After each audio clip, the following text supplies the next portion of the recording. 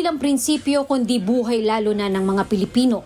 Ito ang binigyang diin ni Defense Secretary Gilbert Teodoro kaugnay ng pagkatig ng 2016 Permanent Court of Arbitration sa karapatan ng Pilipinas sa West Philippine Sea.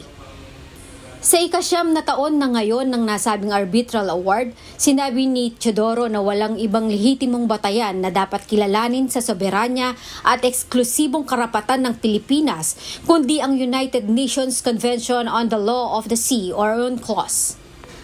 Nanindigan ng opisyal na patuloy na ipaglalaban ng Pilipinas ang arbitral award hindi lang para sa sarili, kundi maging sa iba pang claimant sa South China Sea na kailangan ding bigyan ng respeto sa ilalim ng international law.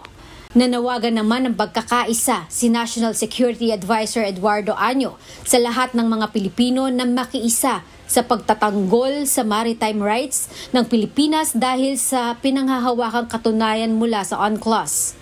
Samantala, nagtipon ang mga kawani ng Armed Forces of the Philippines Western Command at Palawan Provincial Government para ipagdiwang ang ika-9 na taon ng arbitral award. And dapat malaman ng mga tao kung ano talaga yung history tsaka kung ano yung mga basihan para maging malakas ang ating pagsuporta sa dikain natin na ating karapatan. Ang West Philippine Sea atin ito.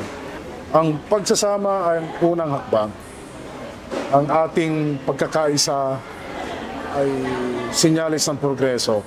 Pero pag tayo nagkaisa at nagpumilos para sa isang adhikain, ito ay magiging matagumpay.